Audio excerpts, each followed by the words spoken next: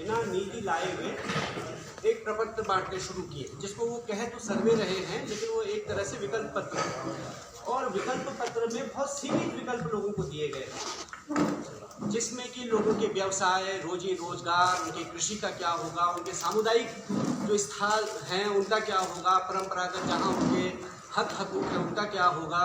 लोगों की आस्था के केंद्र हैं, मंदिर हैं, मठ हैं, तमाम जगहें हैं, उनके बारे में उस विकल्प पत्र में कुछ नहीं है। इसको लेकर के ज़्यादा नाराज़गी। दूसरी बात ये है कि लोगों का एक तो पीढ़ियों से लोग वहाँ रह रहे हैं, वो पर्यटन का नगर है, वो जो है धार्मिक नगर है, लोगों की तमाम तरह की परंपरागत आस्थाएं उस क्षेत्र में जुड़ी हुई, तो लोग इसलिए उस इलाके को छोड़ के जाना नहीं चाहते। अब केवल लोग जो है जोशीमठ में इसलिए नहीं रह रहे हैं कि उनका एक मकान है, जो सरकार विकल्प दे रही है कि हम मकान के बदले मकान दे देंगे, लेकिन आप 100 किलोमीटर दूर बमोत में अगर मकान देंगे तो उसका क्या करेंगे लोग, क्योंकि वहाँ तमाम तरह के लोगों के जुड़ाव हैं, उसके बारे में कोई विकल्प नहीं है। इसको लेकर के नाराजगी लोगों में है। तो कल हम लोग मिले हैं आपदा प्रबंधन के सचिव से भी और राज्य के मुख्य सचिव डॉक्टर पुरी जी से, तो उनसे जो बातचीत हुई है उसमें जो है उन्होंने कहा है कि हम सकारात्मक तौर पर इन चीज़ों को देखेंगे, चाहे उन लोगों के भूमि का मूल्य का सवाल हो, जोशीमठ के ही आसपास लोगों के विस्थापन पुनर्वास का सवाल हो,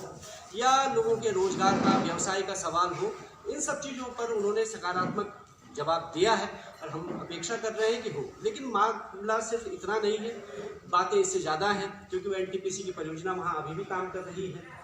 और अगर वो परियोजना बनती है तो निश्चित तौर पर जोशीमठ के लिए खतरा रहेगा, हमेशा बना रहेगा। तो ये एक सवाल है। लेकिन इसके अलावा जोशीमठ बचाओ संघर्ष समिति ने सिर्फ हमने जोशीमठ की बात नहीं की, पहले भी हम यहाँ देहरादून आए, आप लोगों से जो बातचीत की उसमें हमने कहा कि केवल जोशीमठ का सवाल नहीं है, आज के दिन पर ये पूरे उत्तराखंड के पहाड़ी क्षेत्रों का सवाल है, पूरे हिमालय का सवाल है। अब पूरे हिमालयी क्षेत्र में जिस तरह का विकास विनाश का मॉडल खड़ा हो रहा है, पूरे हिमालय के लिए खतरा है। तो इसी बात को लेकर के जोशीमठ बचाओ संघर्ष समिति ने एक पहल की कि पूरे हिमालयी राज्यों के लोगों को एक मंच पर ला करके बातचीत कर लें। तो पिछले दिनों हम लोगों ने 2 दिन का 27 और 28 फरवरी को हिमाचल के पालमपुर में जो है एक मीटिंग किया है, जिसमें सिक्किम, अरुणाचल, जम्मू कश्मीर, हिमाचल प्रदेश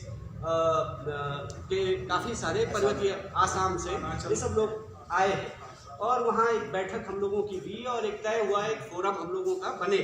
जिसका नाम हमने रखा है people of Himalaya for the people of Himalaya, यानी कि हिमालय के लोग हिमालय की रक्षा के लिए। तो अभी वो एक कैंपेन के तौर पर हम उसको ले रहे हैं कि 2024 का जो चुनाव हो रहा है उसमें जो है हिमालय के जो सवाल मुख्यतया जो है, पहला उसका जो हम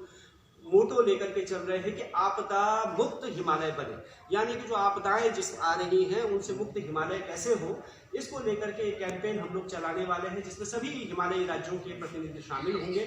और उसमें हम ये चाहेंगे कि जो हिमालय में हमारे जो सवाल हैं, जो मैं हम लोगों ने इसमें किया है, तो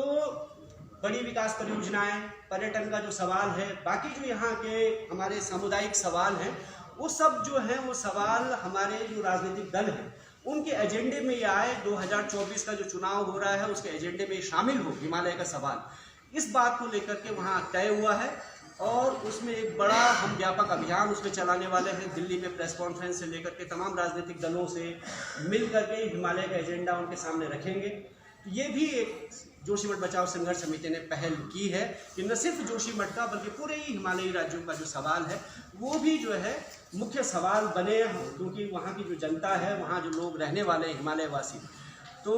उनकी कैसे सुरक्षा और उनका विकास भी हो, और वहाँ का पर्यावरण, वहाँ का जंगल, वहाँ का पानी, वहाँ की ज़मीन बचे भी। तो ये भी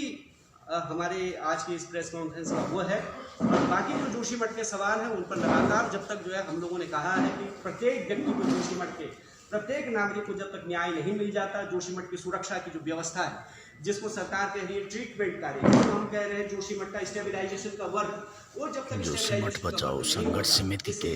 अध्यक्ष हो सकती है तब तक हमारा संघर्ष जारी रहेगा। यही बात है। बाकी आप लोगों को सवाल संघर्ष समिति के सदस्य कमल रतूड़ी जी, विशाल नैथानी जी और तमाम यहाँ पर उपस्थित सभी लोगों ने आज जोशीमठ की पीड़ा रखी। उम्मीद है कि सरकार जोशीमठ के निवासियों का जल्द ही संज्ञान लेगी और आपदाग्रस्त क्षेत्र का